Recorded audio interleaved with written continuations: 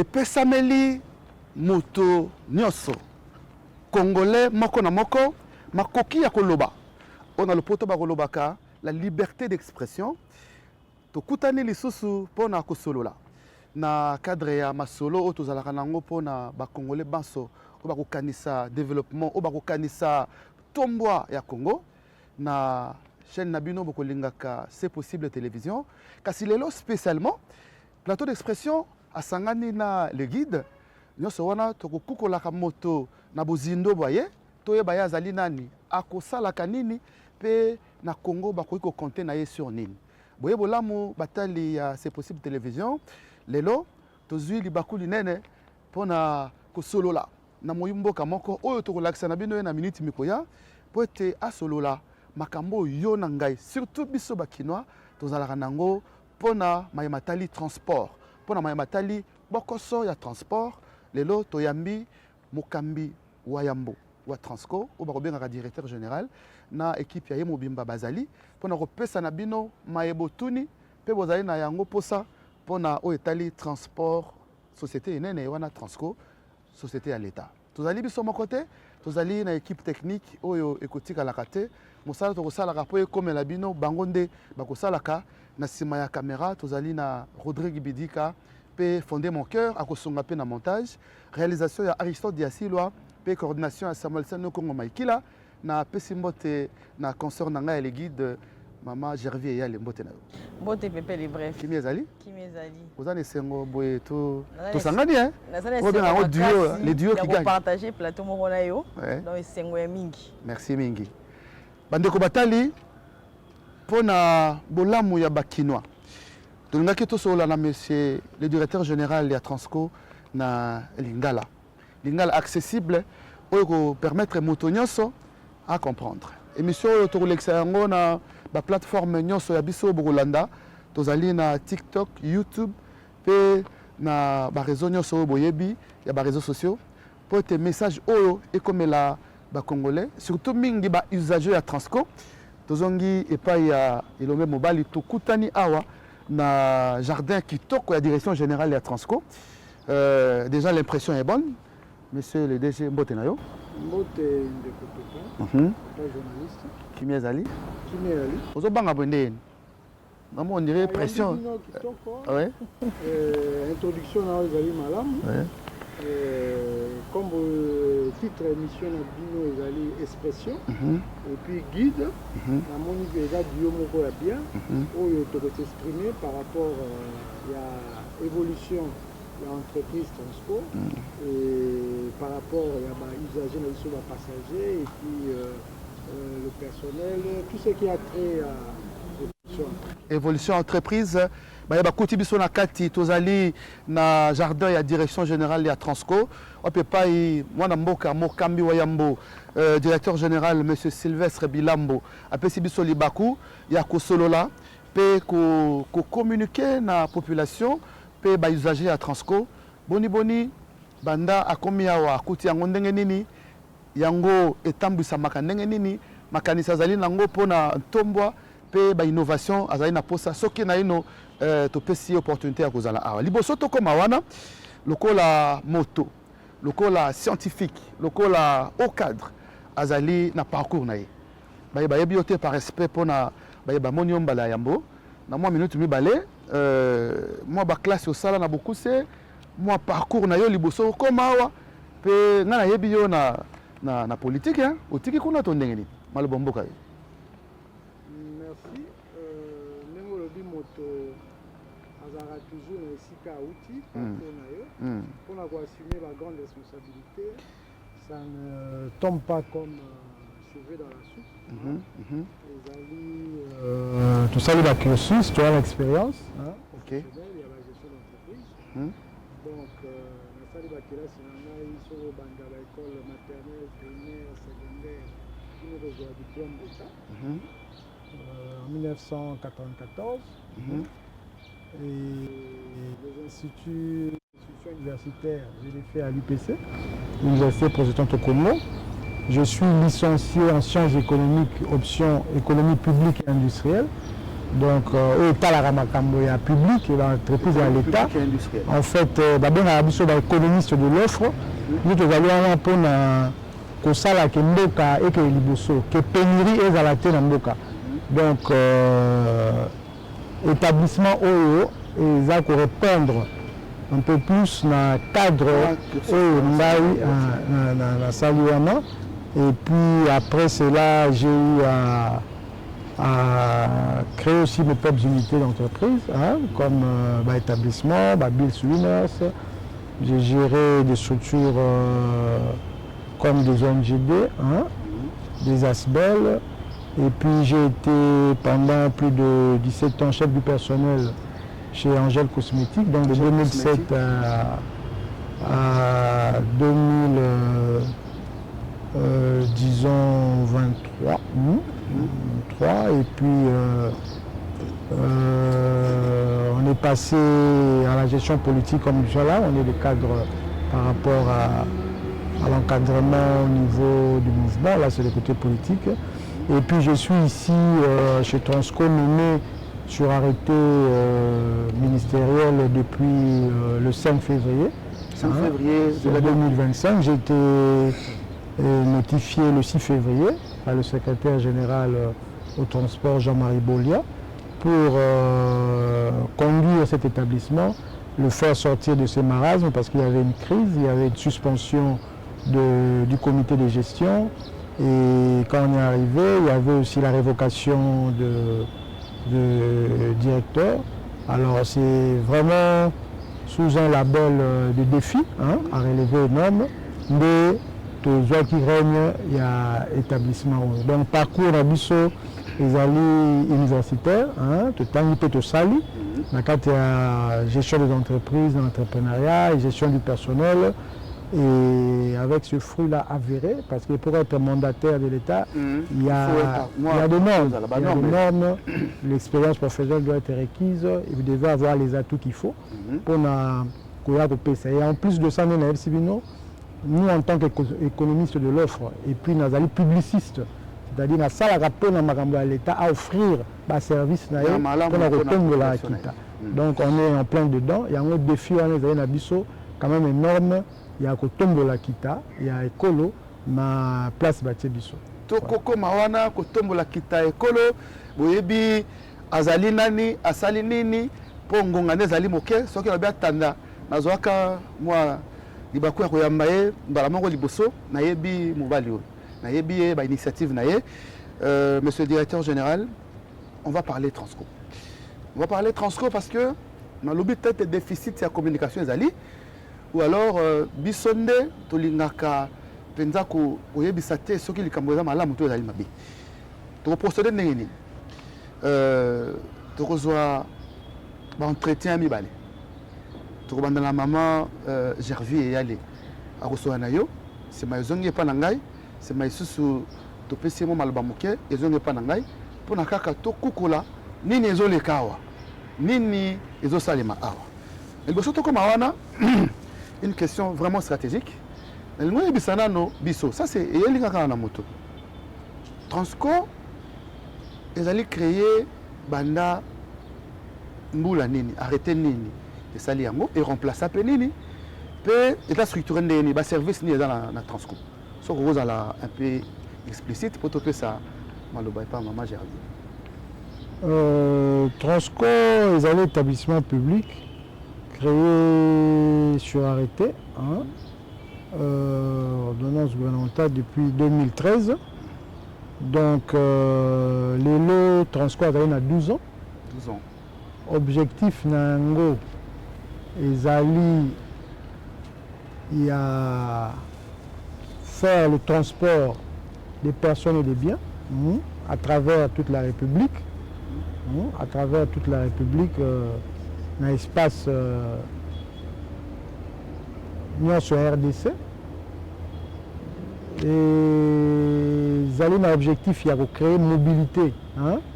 Un mouvement, un déplacement, il y a la population. Donc ils allaient le rôle à hub mon développement et puis ils allaient dans un cadre social. Il y a l'État où il y a parce que dans Mboka et sengeli batuba se déplacer ba se mouvoir pendant que les misala ko kende ba kelasi hein ko sala mbongo ko kende ba l'hôpitalo nyonso wana et sengi ko tcha ba condition et la réunir pour la population à se déplacer. Au-delà de ça, l'État peut à Tchaka, à Sombaka, Mituka il s'est investi sur ça, à Tchaka, Oignon sur Sengelipo, entreprise ou à transport et Tambola, c'est-à-dire carburant, recrutement à bateau. Donc c'est un investissement en capital et en humain pour nous. Mobilité dans le Mboka ezala. Très bien. Donc, mais ici, Kawama, vu que Mboka pe ezali monene, quand on va créer établissement, il y a monene de la vocation nationale, banzela, le sengeli ezala. Donc, il y a des objectifs de le gouvernement, ça la kanakati la politique nae, à retourner nzela pour mituke les kabakba les kamé. Yemoko d'abord à la base, hein. Il y a comme voir à moto à motuka te akuta ba outil hein c'est-à-dire ba instrument to mituka ezali ko mema population il y a la moni transco donc transport au Congo donc objectif finalement yango wana ba service tu as une la direction hein ma direction à part direction générale.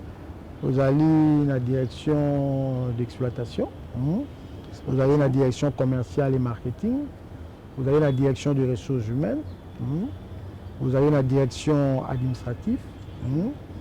Et l'établissement, ils ont réparti dans le service.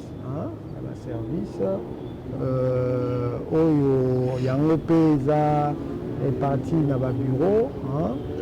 Ils ont aucun agent, donc structure est bien faite.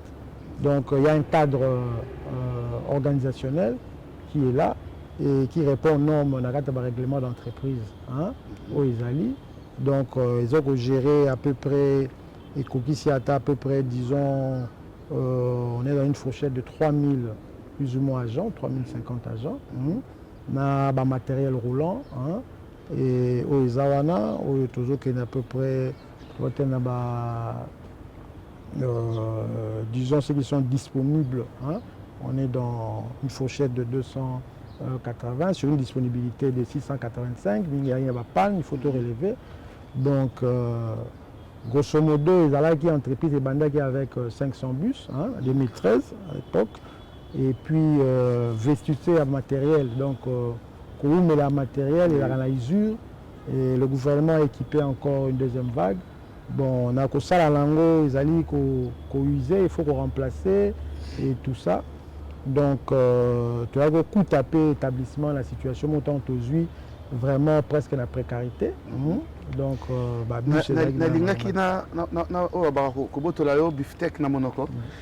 on continue à les bosoto qui n'est pas maman Gervais.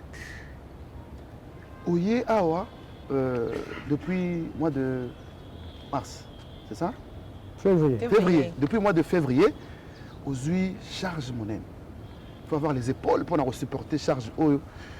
Mais il faut qu'on se le dise. Chose allez prendre sango to landaka.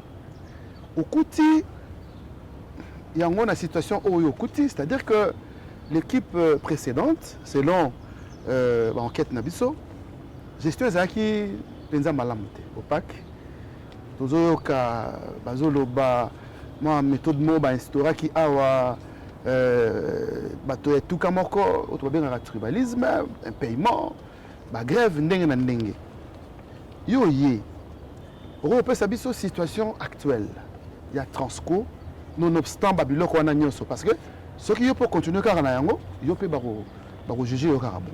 C'est une situation générale. Banda yo combien? Bon, état de lieu, il y a entreprise, il y a un Sibino, tout l'établissement est avec une crise.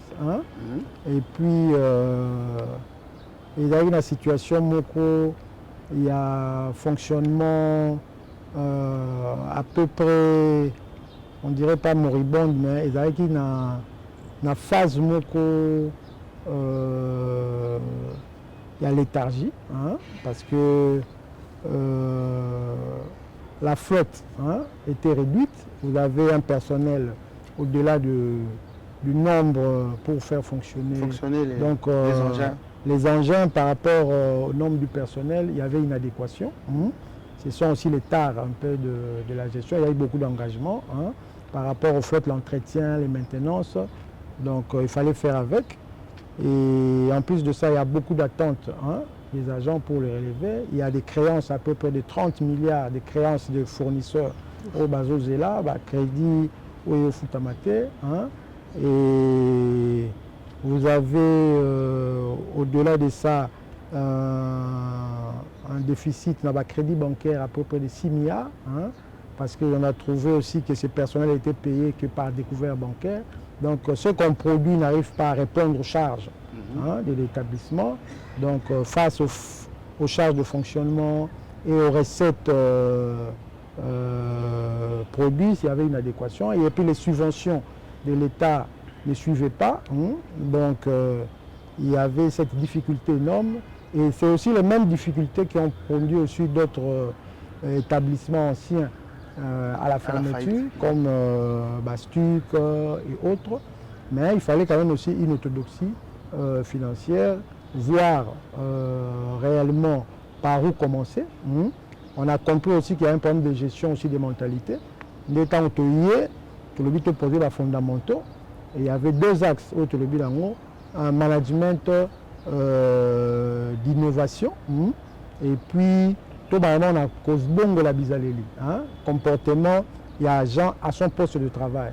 Donc tout est salle là non tout bon les bizaleli ka na bato wana bazala ki na bizala kala to parce que muta bon la bizaleli ka place OK c'est une reconversion et a le droit dans le théâtre le droit à repentance mais il faut qu'on la kisake so to connait on va pas pour la besoin bana biso moko place moko lobi wana recette lobi que recette o bosala ils ont couvrir ba charge T pour na ba paiement ya ba peut-être ya ba gens qu'est-ce que l'ironie de l'État au sala pour ba gens so ba futama ndenge ni bosala ka pour recette sala ma pour ba gens ba futama sala ma ndenge ni na comment wana na bien ça bien état des lieux par rapport à déjà l'élection aux na bus moké aux par exemple na 150 bus 200 billets dans 3000 agents.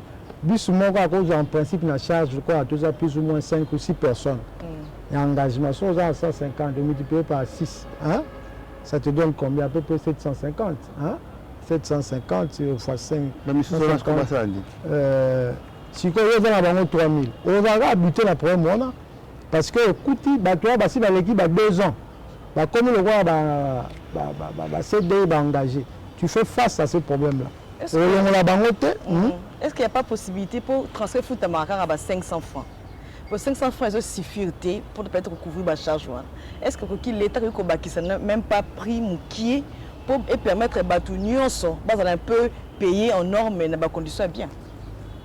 Comment on a assistant à l'état des lieux, comment on a bon peu d'appeler sur la moto entreprise à Bisso Azali entreprise moro aye ko sala ba bénéfice te to la autonomie o ya biso to ko produit pe ko futa ba agent la biso mais tant si quoi équipement sur ba entreprise o nene sala ni avec 500 par exemple quand ba sala qui avec 500 bus et rose 5 personnes par bus et sur 5 7 par exemple 2500 personnes mais beaucoup en réalité, vous pouvez fonctionner avec 150 bus à travers, ou 200 bus. Les mêmes personnels verticales. Personnel vertical, puis la bague ici, la sous-sous. Donc, comme la personne à 3500, vous gérez une entreprise avec 200, plus ou moins 220 bus et tout ça. Vous avez pas moins une adéquation. Et puis, c'est le charge du personnel, c'est quoi? Quand je dis mon témoin, à avant la famille, à la moitié, à la balle, on va être à Kirassi. Et à la le foot la salaire, il y a des questions médicaux. Les mêmes délais, côté en ligne de compte, fonctionnement et entreprise, au foot à courant, au foot à un peu, Makamukili qui les a dans la carte, au côté en ligne de compte. Et puis, mituka ntango ezokotambola bacharge yali baaccident babakoye bapane nyonso wana eza na kati. Donc ntango okomi na inadéquation wana esengaka basolution. Bon, basolution mosusu ezalaka bato bazwaki yango basolution écourtée. C'est-à-dire bokodefande mbongo.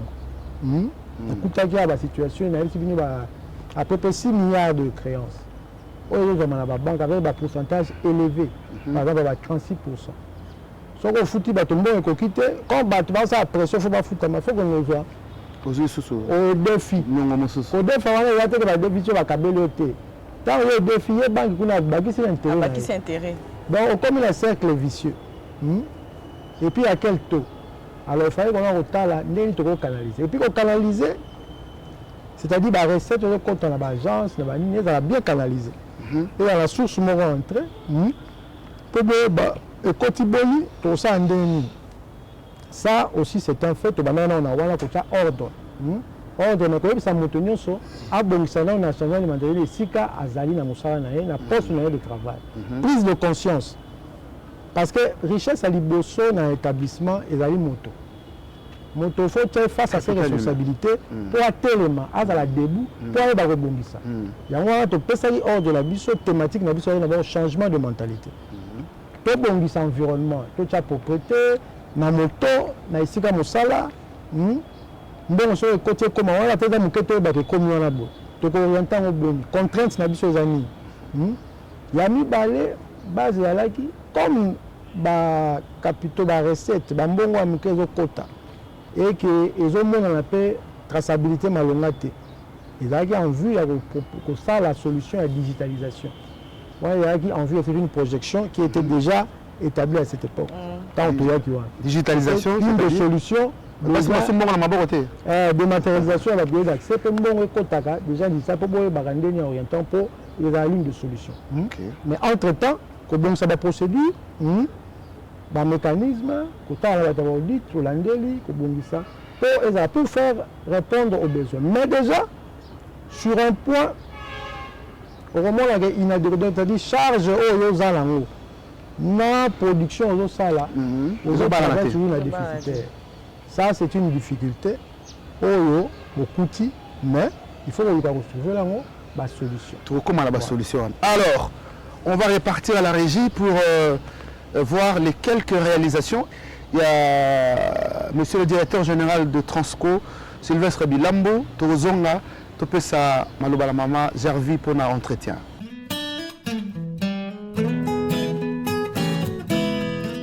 Après la réception des 30 bus le lundi dernier, Transco vient d'accueillir, ce lundi 1er septembre 2025, un nouveau lot de 30 bus Mercedes-Benz flambant neuf. Ces acquisitions, fruits du partenariat entre le gouvernement congolais et la firme Suprême Automobile, portent à 60 le nombre de bus réceptionnés en une semaine. La cérémonie présidée par le directeur général des Transco, Bilambo et Sylvestre, s'est tenue au deuxième entrepôt de l'établissement sur la 18e rue Limete. Elle a connu la présence de Gulin Kumwimba Banza, représentant du vice-premier ministre et ministre des Transports, Voies de Communication et des Enclavements, Jean-Pierre Bemba Gombo. Cette dotation s'inscrit dans la logique de la vision Les Peuples d'abord dans son volet transport prôné par les présidents de la République, a soutenu le directeur général. Nous sommes dans la continuité de l'élan entamé par son Excellence, le président de la République, Félix Antoine Tshisekedi, qui a voulu dans son mandat mettre le social du Congolais en premier lieu et faciliter la mobilité de la population congolaise dans son entièreté. Et la plus grande mégapole de cette république, qui est la capitale Kinshasa, à ce que la population ait un moyen de déplacement assez confortable. D'où, dans cette politique engagée par le gouvernement Soumina, dirigée de main de maître par son Excellence, le vice-premier ministre et ministre du Transport, son Excellence Jean-Pierre Bemba, qui nous a donné cette charge de conduire à bon escient cette politique au sein de l'établissement Transco, ensemble avec le personnel. Dans son allocution, celui qui incarne les changements des mentalités a exhorté ses agents à une gestion responsable de ces engins et invité la population à leur protection. Encore une fois, trêve de discours, nous sommes appelés à montrer notre professionnalisme, à bien protéger ces équipements, à le sécuriser et à la population congolaise dans son ensemble de soutenir l'établissement Transco, de respecter les principes de gestion et de monter dans le bus. Et à chaque fois que ce bus passera, soyez aussi les garants de sa sécurité à travers les routes et à travers la République.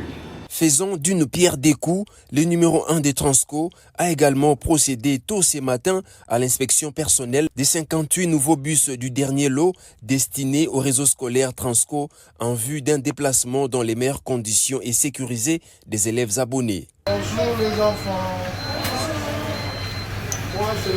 Bilambo, DG de Transco, on a toute l'équipe, le directeur d'exploitation est là, je vous souhaite bonne rentrée scolaire. Mettons le bus à votre disposition. Vous allez à l'école avec confort. Soyez à l'heure, ne ratez pas les bus. À ces jours, 150 bus sur les 230 attendus dans les cadres de ces partenariats ont déjà été réceptionnés par Transco.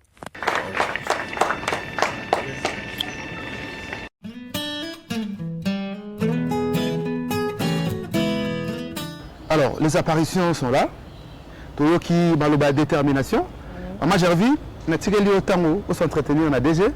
Oui, on a besoin de les amours. Qu'on ait la question de relationnalité. D'accord.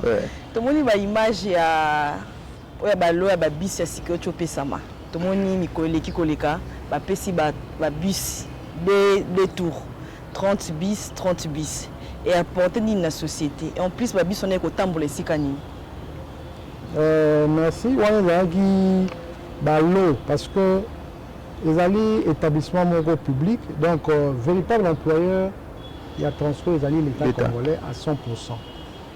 Et les alliés, dans la politique gouvernementale, il y a chef de l'État, il y a gouvernement, soumis dans la tutelle ministère, vice-primature, ministère à transport, pour réaliser social, il y a population. Le peuple d'abord.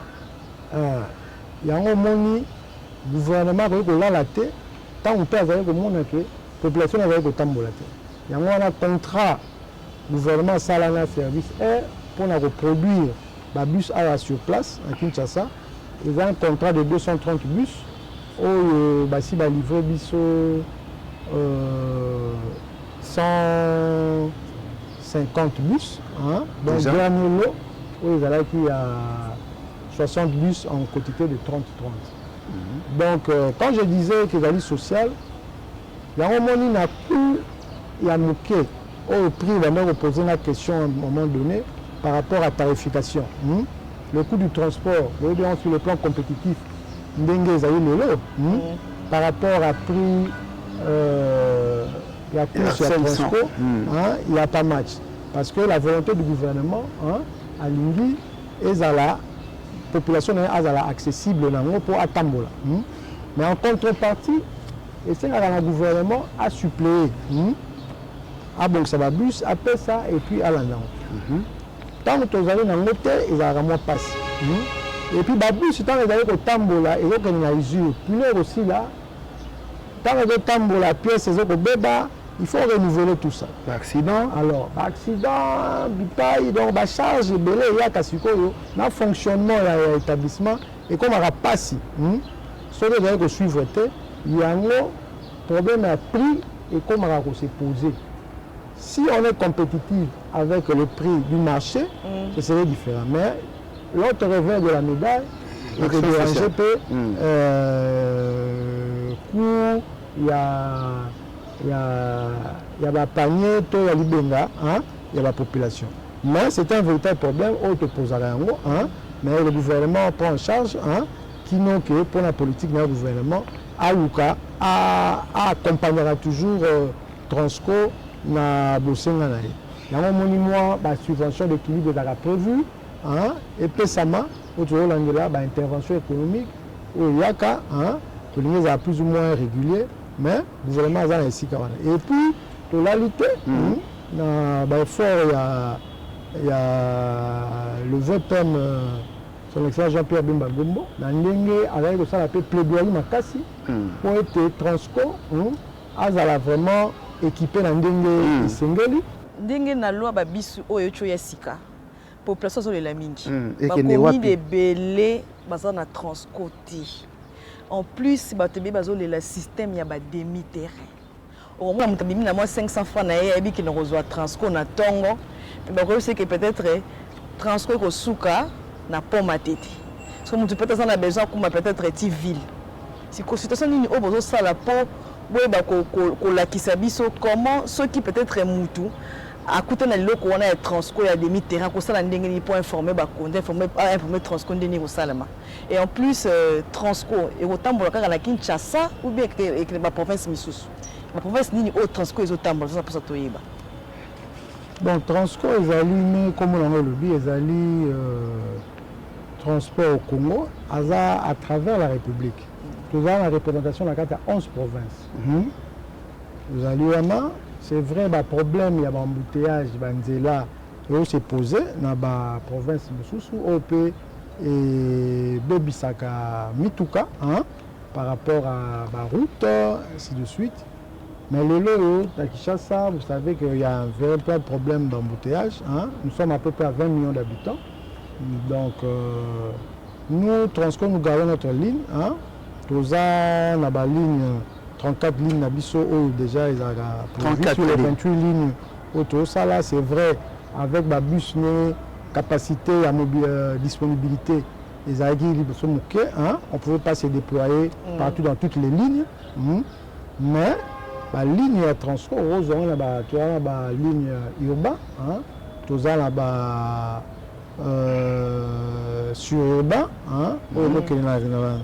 na périphérie ya ville tout ça pe na ba interurbain au longwa des provinces na province mosusu pour permettre la mobilité au sein des provinces et puis tozali le longwa ki bandundu longwa ki chikapa on est dans la climatisation ya biso ki na mubulu non tozali na ba mituka wana quoi dans tout cas mais politique vraiment au là il y a quoi atteindre plus de 1000 bus, plus de 1000 bus, 2000 bus, voire 3000 bus, tu as besoin de Senga et Kinshasa. La correspondance est aux Alaga et Yébani, et puis à telle heure, on a un bus peut-être à 7 heures. Deuxième correspondance, c'est que comme à telle heure, et comme à Sikaboué, la ligne a déjà la gare à Bisso, c'est en fait ça, mais tu vois, il y a ça, comme Transco na esika wana. Il y a un moment donné na FSA Bino ba définir la solution à trouver to ba ki to lokato tsa ba digitalisation mais il faut des acquisitions. Le gouvernement a déjà effort à bandi na partenariat oyo avec Service Air au mon avis ba lo ba bus les oya mais ça insuffisant. Les insuffisant par rapport à besoin il y a population. Il y a un encadrement il y a tutelle na biso toujours que le partenariat sur ce public-privé, il y a l'acquisition, il y a SICA, et de permettre la mobilité, plutôt dans la disponible, plutôt un peu partout.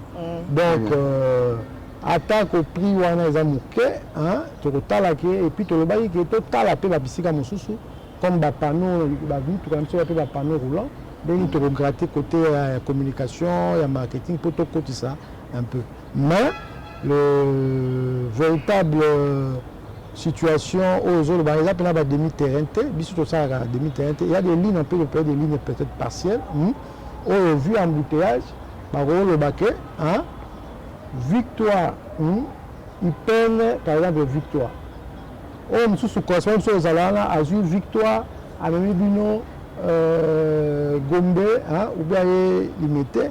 Par rapport à la bouchon, les alibes, correspondance, combien on soit rejoint à non, on va changer le terme demi-terrain à correspondance. Ah, c'est la demi-terrain. En fait, on va la ligne Très bien. dédié aux alliés à la long trajet, aux Ningizala. Ah donc, Mais vu le la. super relayé. Les alliés, ben en ligne, le mode de gestion dans le réseau. Hein? Ok. Parce que nous avons un régulateur au bazar. Bazali, ligne IPN gaz central. Hein? C'est une ligne qui est là. Au Salam. Nous sommes à Loukou, Pomatete. oh, tout ça.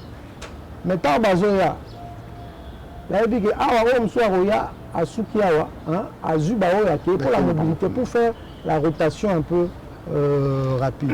Mais la disponibilité, c'est qu'il faut des bus, la mission, et pour répondre. Gerville, dernière question. Dernière question, tout le monde a calamité na bilili ben civique, ba buka ki ba bus, ba baby saki ba bureau. Tout le monde yeba, est une revendication normale ou bien Ça m'a mis, hein. est un problème sous un sabotage. Bon, quand il y a besoin de ça pour nous. Bah buka ki ba bus, non, on a au moins Non, c'est ça pour ça là qu'il y a que tumba ba bus, on a l'état. C'est comme le comment, bon, basique ici Transco, bah même que ça cache bâtiment. Non, bon, vous parlez de deux choses. Les alliés, biso de la transport en commun. Pour ça, la gare, nous sommes biso na balabala pour la population. Mais vous avez un événement, monsieur Yaka, bah tu as eu stade, au match, bah tu as une équipe poli. Ah, l'état est bien, l'état est bien, bah on faut battre là. Donc civisme, on a outil à l'état. Faut maintenir ça, ta aux salaires, ta aux salaires, ta les population battre la outil. Il y a Transco. Moi, je suis venu, je suis allé par la police, je suis venu à Bimawala, je suis venu à Banga. Quand même, je suis les alliés à côté de Mélaté, je suis venu à Pansango pour la route de la population. Alors, je suis venu à net, je suis venu à incendie. Je suis venu à dépôt 1, na biso. Quand moi qui peux na tongo moko, tout le monde a moto et peli. Quand ça qui est allé il y a l'otiliki ou quoi. Maintenant, l'enquête est bannie, la préliminaire, la bandit. Au moins, il y a d'origine criminelle. Voilà, l'enquête est allée au Koba pour identifier que cas là, c'est dû à quoi. Donc, les alliés, il y a côté les là, il y a qu'à dénoncer, un peu partout, mais qui n'ont l'enquête qui abouti, pour la responsabilité pour identifier le bateau avec la montée Mali Kundu, avec la pour la robébissa, peut-être pour la assure peut-être gestion, moto ou quoi, voilà, vraiment c'est ridicule. Alors déjà, toujours qu'il est pour la coordonnée, avant tout comme la réalisation na bande ya ozolo baka mingi tout moni pété na ba projet na yo ozana ngo pour na Transco ina ya ba maromi sato monde de paiement ya ba bus Transco oyo ikenda en location na oyo ya scolaire ba bien on bus scolaire abonnement scolaire academia on a biloté ah on a vraiment faut expliquer du soir location ya bus na bana classe na pe butila biso bakiti ya kokoka bato ya kingasani basala bino nini ese toni mais bofina bato kaka est-ce que yo omonaka yango mpe to olingi continuer kaka bon non ce sont des on a vu bino eza ba situation de fait Kinshasa est une mégapole et dans les villes oyo eza à peu près 20 millions d'habitants. Problème, il y a transport en commun et ça doit se poser. Biso doit aller l'État. Mais l'espace, la bus, la place à 6 € à 45 par exemple. Il y a peu la place debout. Hein? Quand on matin, on va voir un kit, il va trouver la population à Tchang, c'est la grande population. Il faut monter comme un transport. Monter à Zagolinga, tout le transport est accessible. Ce sont les difficultés, les aléas de la réalité. Hein? Mais si on sort au commune est belé, quand on dit que le besoin il y a 3000 bus par exemple pour Kinshasa, vous n'avez que presque 250 hein? Ou 150 ans où c'est on est disponible. Mais mon est aligné quota à Tambola. C'est comme un rapace, si sur disponibilité pour 75 personnes, là 45 à 6 vous pouvez atteindre même les 113 personnes, voire même au-delà de 150. Il y a On va foutre à peu qu'à 500. Oui, et là, déplacement. C'est quoi le confort? Parce que là, il y a transport en commun. Mais tout fois, moi, la classe, il faut que tu as un abonnement scolaire. Voilà pour nous permettre de faire la classe. Moi, il faut mensuellement. Ok. Donc, le type d'abonnement, mais le ticket, il est là. Mais si on est toujours organisé là, si on a besoin de commis et belé, on est toujours dans la projection, on est toujours comme dans le système, dans la digitalisation, pour te demander que son Excellence, le vice-premier ministre Jean-Pierre Bemba Goumba, il a exposé qui est là. Pour montrer que nous avons tu réaliser, tu tiens déjà en mesure parce qu'ils ont en étude déjà. Après, qu'on soit un ticket en ligne, à vue, et puis il y a un nombre de places lignes. Après, on soit un abonnement à 7 jours. Et puis là, il y a une innovation de ça. Mais si on faut peut-être dans la bus, il y a changer de mentalité. Maman a dit, moi, on a une classe. On a quand tu peux la carte, il confort. Avant la Wi-Fi, avant la Wi-Fi, avec des conditions. Et comme tout le monde, il y a un peu pour canaliser cette peur. Il y a un peu de foutre à continuer à le quitter. Bien que tu vas contrôler. Et là, comme à moi. Digitalisation aux années, tu as fini comme ça. Comment expliquer la place? Ils ont une étude. Ils ont l'heure du numérique, ils ont la PUS, ils ont la code QR, ils ont la Cambobélé. Quand on a sensibilisation de ça là, pour arriver à ça. Mais monter la moto. Qu'est-ce que vous j'invite comment qu'il y a Nasuka. Qu'est-ce que vous avez tant que vous avez contre la digitalisation, vous avez le que mutako somba en ligne, bien akofuta peut-être na ndenge ya genre ya bancaire. Les tous un problème on a mboka détournement. Et comme maté que mbongo kota ki na caisse à l'état ba détourner yango. Te wana to mbongo wana et revendre la minute. Je veux comprendre la banque. Donc, tu as un partenaire financier, hein? Parce que la bus, tu reçois 1000 bus. Et la bus, il y a un bâti. Et là, si tu as besoin de projet de développement, on a besoin d'acquisition, on a besoin d'un partenariat public pour résoudre le problème de la mobilité. Tu vas fabriquer un bus. Oh, nous sommes un bus, on va faire un bon, société bonne dans le Congo, ils ont la spécialité à transport, la capacité à transport. Azate. Transport à Liboso, établissement à Liboso, il y a des transport.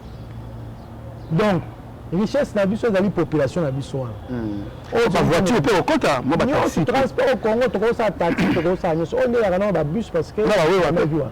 To kosa transport nyoso. OK. C'est des options très bien à lever. Mais comme population de belé, mutuka ya bus et marabato belé, na vraiment on est là mais na ba innovation oyo na ba minibus na bloc amike to kosa la nyoso. Mais ba e-link, hein, ba transport intelligent. Transport intelligent. Tu dois commander la WANA. Là, tu dois avoir innovation WANA. Bon, ce n'est pas sorcier. Hein? Donc, la bus, tu reçois bien, on va leasing. Mais tu veux le monde à l'avion. Donc, le train peut transcrire Kozala. Pardon? Le train peut transcrire Kozala. Non, train, on a train. On a train. Voilà, tu dis on a train. Bus, on a transport routier. Et à l'époque, tu as la navette. Mais tu dois apporter de l'innovation dans le domaine, il y a transport routier. Parce que l'autre important, on a transport à outil wapi. À Bandaki, à 500, on a décret, il y a Premier ministre en 2013. Le décret, transport était plutôt créé Premier ministre, sur un décret. Parce que la société peut attention aux arrêts. Et il y a des koufa, tu bandi. 10 ans après, tout le monde est stagné. Si pour retomber dans la même tare qu'il avait passé, il faut trouver sa solution idoine. Il y a une nomination à Bissot.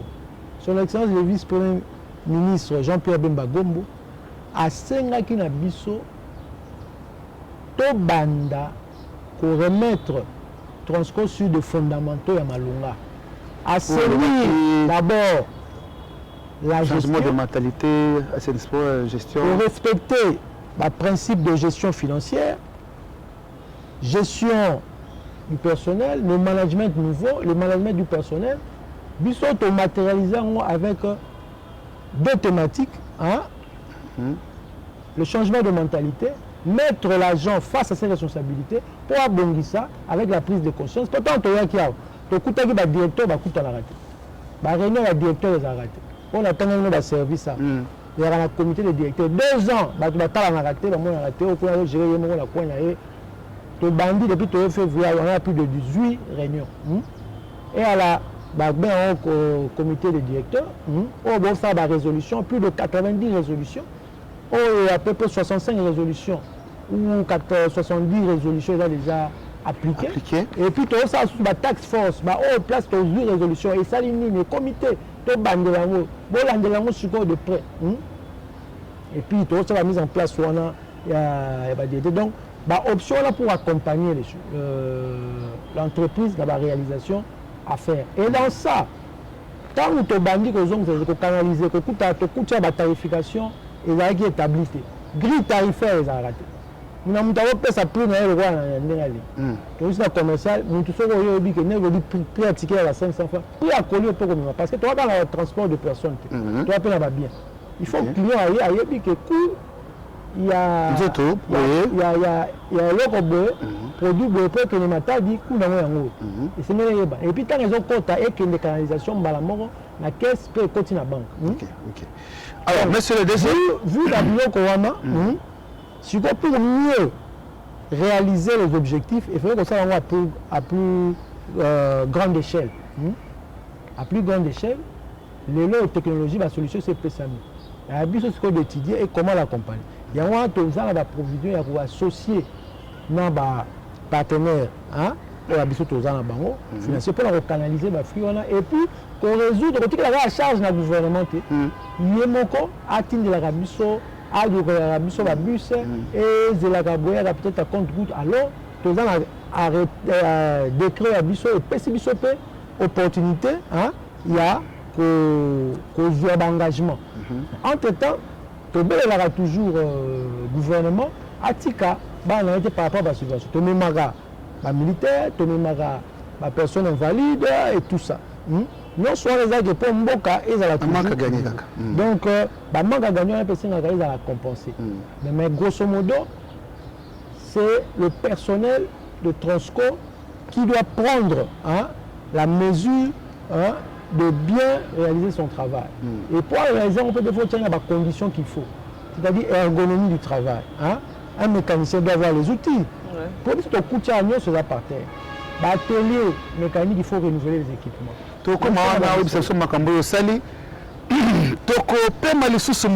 La technique.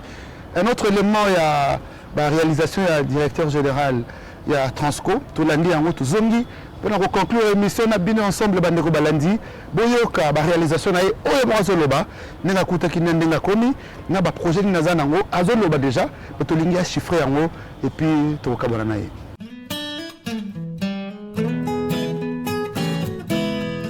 Habillé en chasuble et bottes, avec à la main pelle, râteau, brouette, brosse de nettoyage et autres, les agents et cadres des Transco ont effectué ce samedi 15 mars 2025 les travaux d'assainissement communément appelés Salongo au dépôt d'eau de cet établissement public situé à la 18e rue Limété. Ceci est une réponse à la campagne Transco Bopeto Transco Engenga lancée par les comités intérimaires dirigés par M. Sylvestre Bilambo Likwey pour rendre l'environnement de travail sain et agréable pour tous. Un bon père de famille, c'est lui qu'on surnomme l'homme de l'innovation et de la rigueur, a prêché l'exemple en participant lui aussi à ses travaux matinaux aux côtés de son adjointe, Madame Solange Audra Kabedi, des directeurs, des cadres et agents Transco. Le numéro 1 des transports au Congo n'a pas manqué à cette occasion d'appeler la famille Transco d'abandonner les pratiques rétrogrades de mégestion afin d'adopter un comportement responsable au quotidien pour maintenir cet élan au-delà de cette campagne.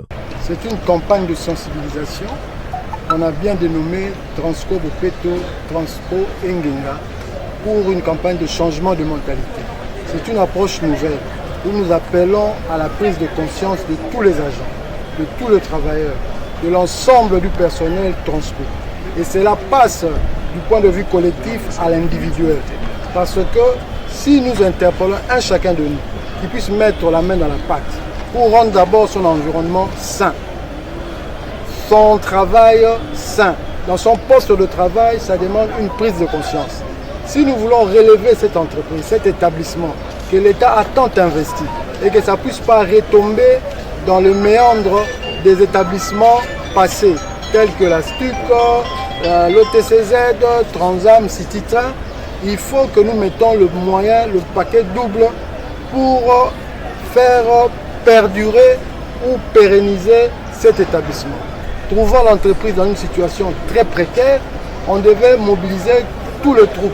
D'ailleurs, la nouvelle vision que nous voulons imprégner. Dans la foulée, le directeur général AI des Transco, Sylvestre Bilambo-Likwey, a salué les maintiens du soutien sans faille de la part du gouvernement souminois à travers les ministères des Transports, voies des communications et des enclavements, conformément à la vision éclairée du président de la République, Félix Tshisekedi Tshilombo. Là, nous tendons toujours la main vers notre employeur qui est l'État congolais, qui ne cesse, selon la vision du chef de l'État, d'appuyer cet établissement.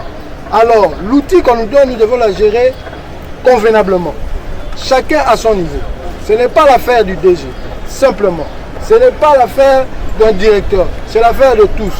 Tout ouvrier, tout agent, là où il est, doit prendre conscience qu'il doit mettre la main dans la pâte. D'où cet exercice, d'où cette campagne qui est aussi pérenne. Ce n'est pas ponctuel.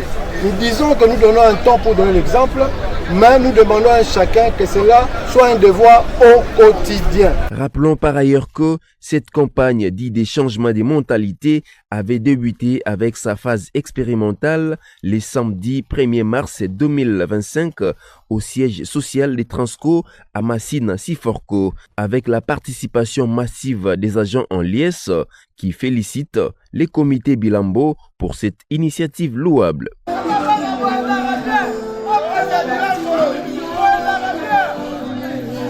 Transco Ringenga, Transco Bopeto, basé sur le changement de mentalité et l'innovation. Alors, ce que vous voyez, c'est toujours dans cet élan, dans ces efforts. Transco aura 12 ans le 30 juin et pendant plus de 10 ans au dépôt 2, il n'y a pas de courant, il n'y a pas eu d'électricité, il n'y a pas eu de transfo. Alors, c'était un élément qui m'a choqué au départ. Et avoir les installations, des fois, on s'était dit on va donner presque pendant nos 100 jours un temps fort. Et Dieu aidant avec une gestion de prévision, aujourd'hui c'est chose faite, nous avons pu acquérir un transformateur pour que l'électricité soit permanente. Comme tant d'autres actions que nous avons menées dans le cadre de la bonne gouvernance, de la bonne gestion et des déploiements même de Transco à travers la République. Nous avons aussi inauguré une agence à Guémena. Nous avons envoyé 2 bus pour Maniema. Et sur le plan interne, nous avons apporté des réformes sur l'organigramme et pour un peu plus d'efficacité. Nous avons fait l'effort de payer la régularité de salaire et nous sommes là aussi pour relancer le trafic à un nombre assez plus augmenté des bus. Nous sommes derrière le partenaire fabricant support automobile. Nous pourrons faire de joint venture aussi avec d'autres structures. Nous voulons finaliser la digitalisation du service en dématérialisant le process d'achat des tickets qui est en voie. Nous avons eu le contrôle des effectifs. Nous avons misé sur la rigueur, c'est-à-dire la sanction devait être forte pour remettre l'homme à sa place, l'agent qui est la matière ou disons l'élément principal du développement de l'entreprise.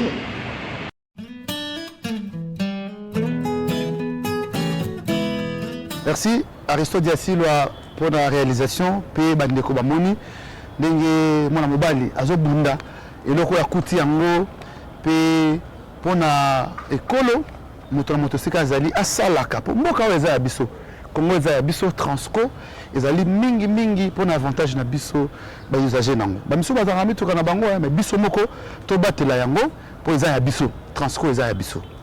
Monsieur le DG nazongi na bandeli na masolo kaka ndenge to betaki moi calcul moko simple osaliaka que ba agent bazolela pe kofuta malamu te bazolela pe ba paiement na ba retard mais otali pour bafutama batel baleki belé.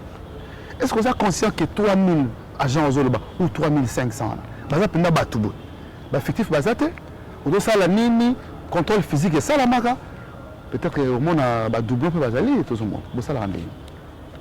Bon, merci pour la question. Il y a un élément de gestion. Hein?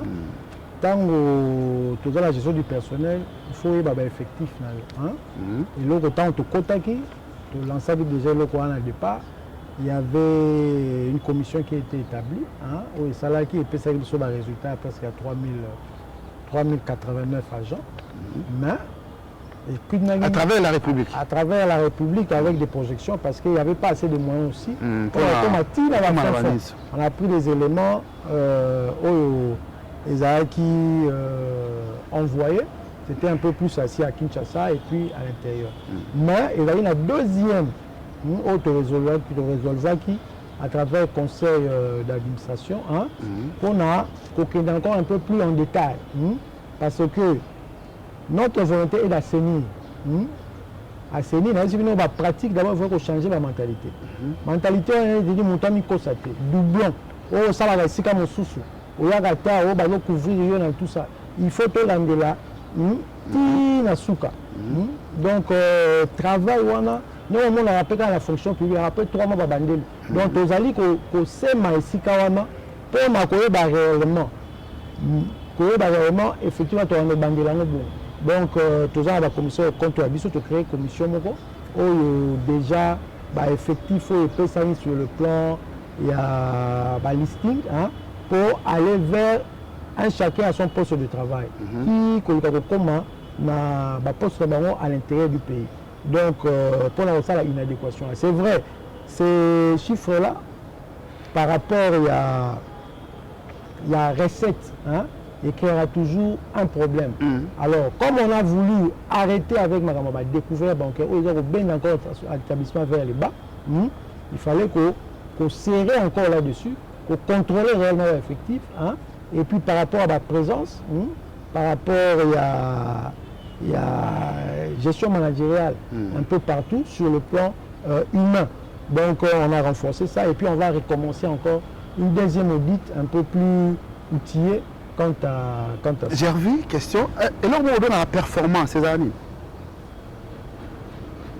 donc après moi la performance la journée na mbongo mingi non wana na cadre ya barangement journalier on t'a sali moi j'habite au commune Souka on tourne sur la réalisation et puis tu conclure question nanga eza depuis au Ibandi, ça fait déjà 8 mois. Et là, on a une réalisation de Sali à Malam na Transco. Et deuxième question, Zali, projet nous avons pour notre Transco. Tant demandé qu'aussi personnel na. Et là, on nous tika, bato transport tika na mutu que DG Silva aleka ki awatika ki.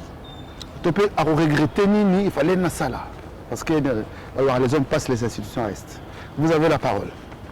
Bon, la première des choses, c'est mettre la rigueur dans le travail. Mettre l'agent face à ses responsabilités. Il y a un changement d'abord, il y a mentalité. Il y a Transco Engenga, Transco Bopeto. C'est-à-dire environnement est salubre et à la propre. Et puis dans mon sala, pour canaliser la recette. Et comme on a ici, il y a un côté où on rendre mes amis, il faut être dans ici, côté là, on a besoin de ici. Pour canaliser la fond et contre les sicamons pour tout le côté. Et deuxièmement, total la sociale. Pas s'il y a qui si, tu vas au l'hôpital et mais qui c'est réalité. qu'on canaliser dans social, il y a des gens qui sont dans la pharmacie bien équipée et dans la rupture T. Et dans la rupture T. Et puis, qu'ils ont sa management, management de collaboration et d'innovation. C'est-à-dire, le directeur va poser des problèmes convenablement ensemble, ou besoin de solutions adéquates pour mener l'entreprise vers un lendemain meilleur. Et de trois plutôt, qu'on a un partenariat, à relancer, qu'on a l'intervention auprès du gouvernement, c'est-à-dire pour moi, la subvention, c'est-à-dire l'intervention économique, pour être Transco, quand même, à Zoa, bouée de sauvetage. Autre bien, aussi l'indemnité de transport, ou au pays, moi, bouée de sauvetage pour nous équiper, pour la pièce de rechange. Pièce de rechange. Et puis, ce qui a été, projet de digitalisation, et banda qui peut moi liboso, mais à Siko, de conclure quand même, tu vas en phase, il y a pour conclure, réaliser, et le mot à Makassi, tout sera digitalisé avec des partenaires aussi nouveaux, au Barouya, tu es capable, il y a que conclure des partenariats efficaces, où on peut s'habiller effectivement plus de 1000 bus, 2000 à 3000 euros à gestion partagée collégiale, pour être mobilité dans la ville à Kinshasa et même à travers la République. Tout taper dans la transfrontalier, au nom de Transco, à Bini na Katanga, au comité. Qui sont Lunda, ok. Non, ok, Afrique du Sud. Au continent de la transfrontalier, on a cette capacité-là. On a la projection autour de ça. Mais d'abord, mettre l'homme debout face à ses responsabilités pour l'atelier mécanique équipé. Il va équiper convenablement.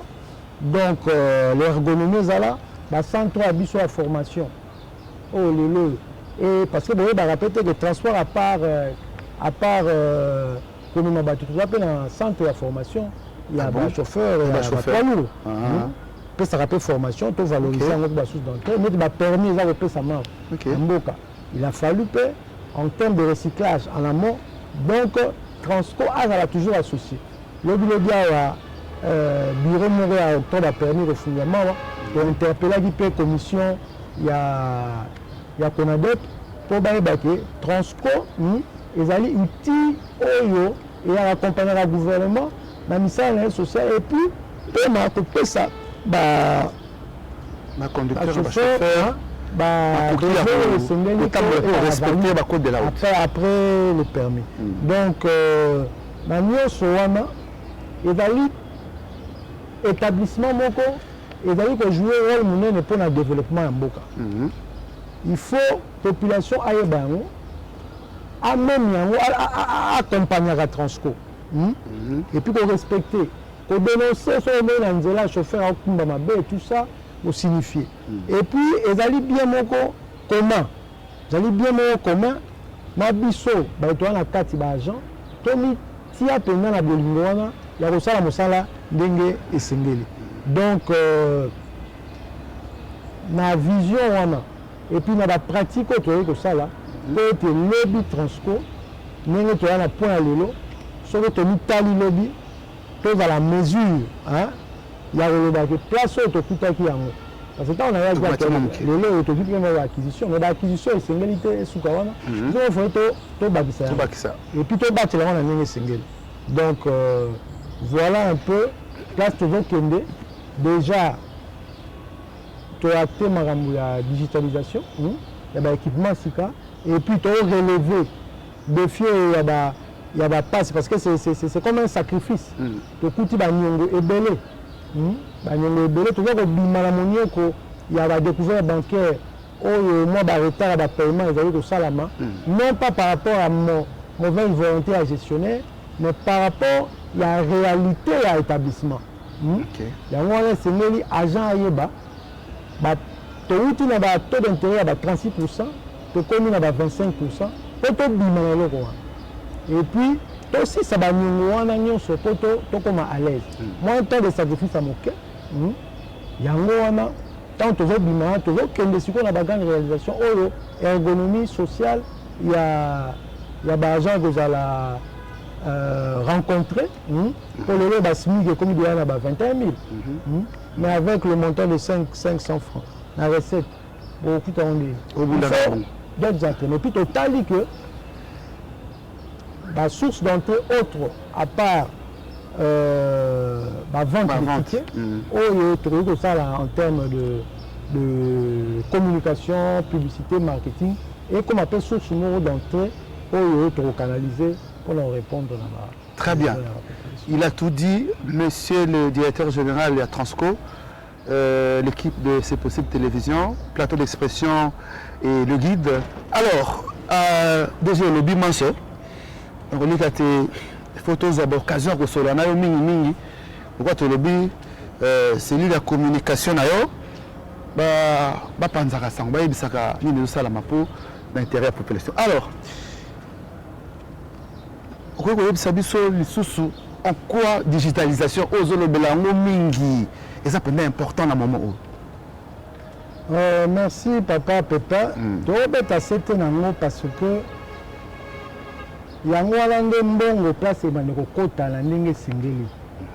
Tozo kotisa, tout ça il y a besoin d'évolution avec gestion la besoin orthodoxe. Tu as dit dans la moins de 1 milliard, la commerciale aussi de l'équipe a plus de 1 milliard. Mais la charge n'a besoin de caractère plus de 2 milliards 500 tout ça même par rapport à la paix à la personnel. Comment la pneumatique, ce sont la pièce, de réhabiliter, faire le fonctionnement, nyongo kili to kutiawa. Au-delà de 50 milliards et tout ça, tout ça, je vais donc, avec digitalisation, ça te tire en haut. Tu vas développer encore plus et puis tu vas arriver à répondre. Et puis avec cela, tu vas avoir acquisition avec fonds propres. Mais le gouvernement a appuyé à cette fois-ci, la capacité est à l'interne. La difficulté est de l'argent, et qu'on a une histoire oubliée. On a période de sacrifice. Parce que dans la réunion, on a la délégation syndicale, on a l'intersyndicale. Tu démontrer les chiffres à l'appui, graphiques projetés. Tu as la recette, tout ça là. Tu as la charge, tout ça là. Tu as un déficit, tu as c'est ça la réelle. Mais tu as comme matam. Mais c'est là il a vu sur tout le mois. La bonne voie va découvrir bancaire. Parce que les sont depuis que le gouvernement a tiré sur appui, il y a intervention. Montonio sont avant l'alimentation à la télémie. Mais si tu as la prise de conscience, la mission est tout bon, c'est ça là. Pour tout que nous libérons. Et la manipulation, c'est-à-dire ceux qui prévision, le bagage va foot à les 5 et commis et tout ça nous micolo. Et l'équité, tu vas casser, non. Tu vas ça, les gars, fondamentaux. Pour toute la fondation solide, réunion so. Bazali ko sala. Pour la génération future, il y a Kuta, Transco et Fandi, ils vont se déployer à travers la République. Et le souvenir, on a besoin. Il y a des gens qui et puis, ils vont jouer un rôle dans le développement. Parce que avec Transco, la zone est belée par rapport à la politique. Il y a le gouvernement. Il y a un passant qui retourne dans Mokondamboka pour l'attention toujours particulière après Saganaka de Transco. Dans maman, première ministre Judith Soumina, et notre ministre de tutelle, son Excellence Jean-Pierre Bemba-Gobo, vice-premier ministre, il y a transport, voies et communications, et désenclavement. Transco à la hub, il y a réalisation, il y a matérialisation, il y a projet. Pour na cargo na biso, tu vas besoin de produits vivriers. Pour le moment bisika, on les a ko fanda et binisango na centre commerciaux. Donc rôle to va nango, il va rôle primordial. Il y a un moni attend un projet budgétaire, au côté budgétaire, la première ministre va tirer Transco en premier lieu. Au-delà de ça, l'équipement nous sommes renouvelé parce que l'établissement s'est commis dans la phase, il y a un renouvellement de l'équipement. Au cas où dans le matériel informatique, et comme il y a Koufa, il faut tout renouveler. Forage, tout est à recommencer. Merci. Donc la charge est comme un peu plus. Alors, cet accompagnement, autre sala avec la canalisation sur le plan de la digitalisation, une des solutions efficaces pour répondre à besoin autre sala en face. Mais pour l'instant, tout à la soudée, tout à la Bomoko, et puis on remercie tout le personnel de la Transco, pour la sens d'avango, il y a dynamisme, il y a compréhension, base à la manipulation, base à la na yiki-yikité, les fondamentaux, tout allez pour ça. Ils allaient pour la solution adéquate et idéale. Pour l'intérêt premier d'abord, il y a l'argent. Oui, ça. Bête à la paix toujours là, na appui gouvernemental à part l'acquisition autorisation dans le public privé, accompagnera toujours na ba subvention. Il faut pas foutre à biloko oyo eza ko accompagner Transco ndenge déjà tout le monde qui a début à l'intervention économique oyo ebandi kokolela biso eza na régularité. To pesio matondi. Bala nyonso kozana na posa na biso to kozanga te koya po ete okabola makanisi na baimboka. Gervais, merci. Merci aussi Pépin. Merci DG. Merci à la grande équipe technique, Rodriguez, Fondé Mon Cœur, Aristote Diassilois. Sans oublier que l'émission a été tournée à l'enceinte, au jardin de la direction générale de Transco, où on a eu l'honneur. Il y a des agents à Transco Bandimi qui ont accompagné Bisso. Merci Nabango Nyoso. Plus particulièrement à M. Daniel Niembo, chef de cellule communication. Puis assistant Étienne Ya Olimela. Merci pour la collaboration. Pour ça, pour l'intérêt à Banamboka. Pour que Mala Sima, pour ma solo à Transco, au à la cadre permanent. Pour être beau, Baramarambo, les Canara Awa, Transco et Zali Abino. Zambia Batela, Makanisio et Kenemusika. Attends, monsieur Sylvestre Azalite, Oya Koya Nasima, Akoba, pour la société et son Abana Congo.